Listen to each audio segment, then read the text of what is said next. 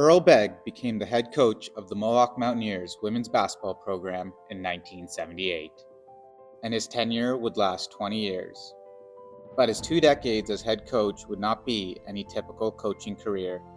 Always found him encouraging, and he was a true teacher and wanted to break down skills and teach you how to do things properly.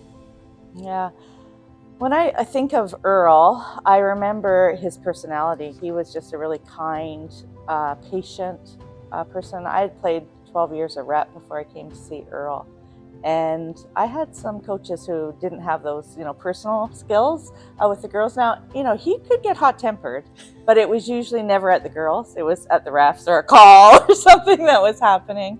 So personal skills, he was just a really kind person. Earl would go on to become a Canadian basketball trailblazer, and he would go down as the winningest coach in Mohawk athletics history, a record that still stands today. Yeah, he totally is a trailblazer. Earl is a master of this game, and I think that sometimes people don't understand the effect it has, not just on women's basketball, but on all the women he coached. And the life skills that sports at that level gives you that you then take into your careers, right? Of, not ever quitting, being competitive even in your jobs in a healthy way. All of those life skills are amazing that, women were able to bring back to their careers. But even more than that, we then became coaches, and we used the skills that, Earl taught us. And I became a better coach, not just a better player, because of Earl. So I think that's his lasting impression that he doesn't even know.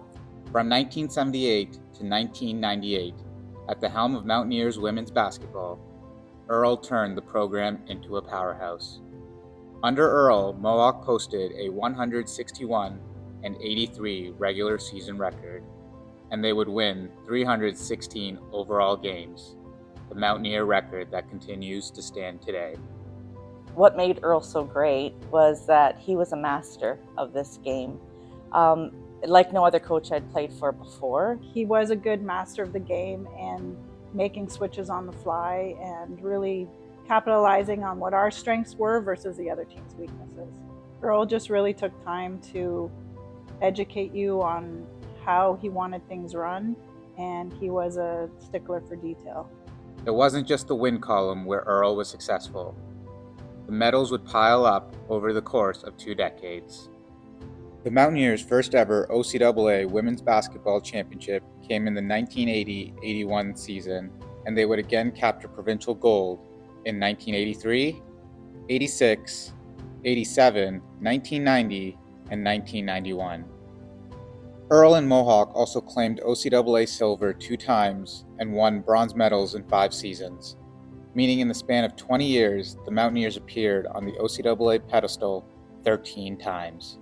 This is not a lie. The individual awards that I won were because of Earl. Earl would spend the practice during our shooting going around to every single girl and helping them with their form, and said, if you do this form, and it was exactly what beef is today, if you use this form, I'll get you shooting 90%. And I believed him, and I did it. Any interaction you ever had with Earl was pleasant and polite. I just found Earl always was interested in you and interested in how you're doing, even after you were done your playing days here at Mohawk.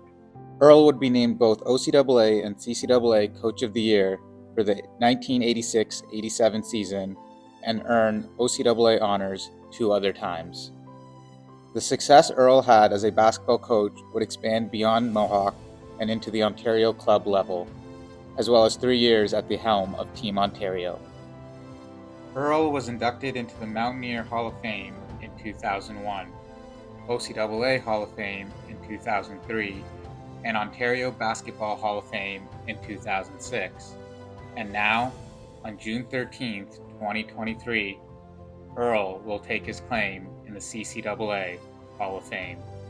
Earl being inducted in the CC Hall of Fame, he's humble. He'd be very humble. He'd be very touched by the honor. I don't think he'd make a big stink about it. I think he'd be more happy to see everyone. If everyone was gathering and he could talk about some of the old stories that were happening. But yeah, I think that inside this would have meant a lot. This is impressive. This is really impressive. Earl passed away in 2019 at the age of 86, but he will forever be recognized as a Canadian basketball trailblazer and coaching legend. Congratulations, Earl. I wish you were here to experience this great induction. But all your girls over the years, we've got your back. We're proud of you.